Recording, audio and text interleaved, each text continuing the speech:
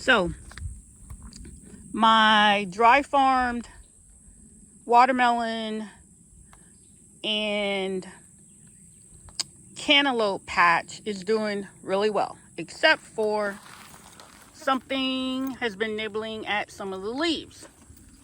So I did put some mesh netting over some of them, but the problem is there's lots of bees and other insects doing pollination.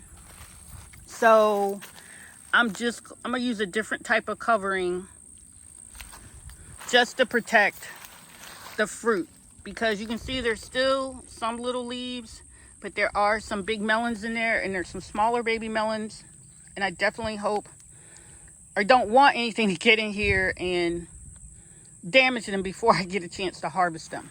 So the thin mesh, I'm going to put it over the sections that the insects nibbled on, not insects, that whatever animals nibbled on, and then this mesh netting that has larger openings, I'm going to put over the things that have already fruited.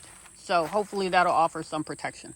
And next year, I'm going to figure out a way to put this under a whole lot more mesh, because there's a lot of work to be gone if some animal gets in here and just eats up and destroys stuff. Oh, and the farmers also told me that sometimes crows will just dig all into your fruits and vegetables. Boo.